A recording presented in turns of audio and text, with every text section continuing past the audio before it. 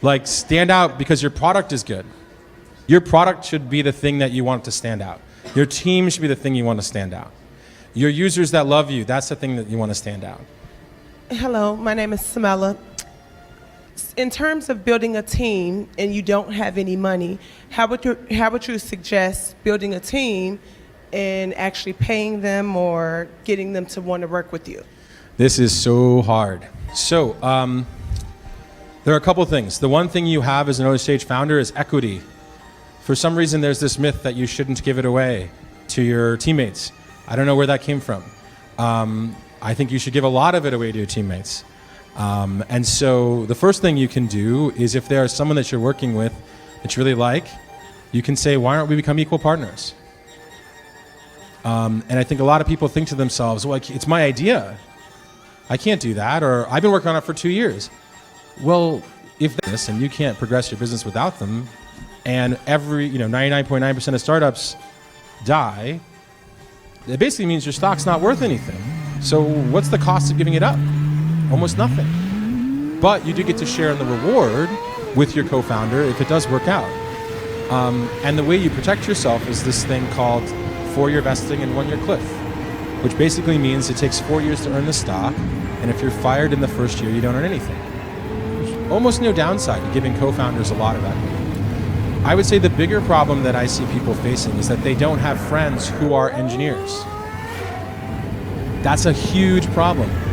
Like, usually what I tell people when they say that is, like, they want to execute on their business right now, so they want to try to find a way to hustle around not having friends who are engineers that they can convince to be co-founders. I often just tell them, the 2 years you spend hustling and not succeeding, go get a job at a startup, a tech startup, make friends with the engineers there, and then like 2 years from now, you'll have engineering friends that you can convince to do a startup. Would you rather spend those 2 years making a salary and like learning about tech, or struggling to hire outsourced engineering that has no interest in building good product for you, that is hard for you to compensate, and that basically allows you to spend away the seed investment that you can get from friends and family? It's not worth it. So it's like, if it's a 10-year journey, like, it's okay if there's a 1 to 2 year like prep period of time. If this works, you're doing it for a long time. And there are just very, very few companies where first mover advantage matters at all. So that's my best advice. And it's crappy advice because it's like, don't work on your startup, go do this other thing. But like,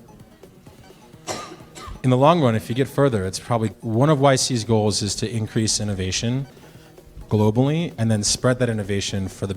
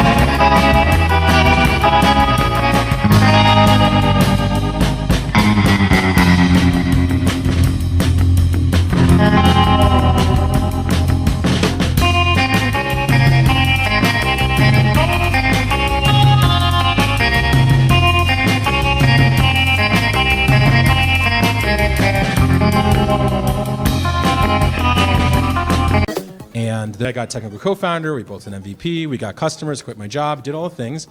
Then like leaving YC, they raised like $3 million and now they're doing great. Hey, look, this is what you need. And people come back and they haven't done it.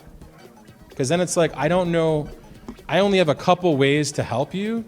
And like, I try to give that up front. Like, I'm not trying to like hold it. Oh, actually, I didn't tell you the secret. Let me tell you the secret now. It's like, no, this is what I have. And so I think that's the biggest things. And it's interesting because I work with the Airbnb guys extremely early when they were actually looked like a horrible business. And they would come to our office and spend hours. And it was the same exact thing. The reason why was because every time they came to the office, they had something better. They moved the ball forward. And like, you'll find that like, if you engage with an investor, you don't write 16 paragraph emails. You write emails that someone can read in 30 seconds. You ask simple questions, and you don't jump towards, let's get coffee, let's spend 6 hours together, can you fly out to here, da-da-da-da. You just ask a simple question, you get an answer. And people sometimes get answers from me like really fast, and they're very, very surprised. But you have to remember, like you look at my inbox, I'm probably like 250 emails behind at any given time. And if you send an email to the top of my box that I can answer in 15 seconds and be helpful, and I can give you that like 60-second reply time, I might just do it. Because I got all kinds of just garbage here that I had to process through anyways, right? But at least I can give one person some amazing customer service. Right?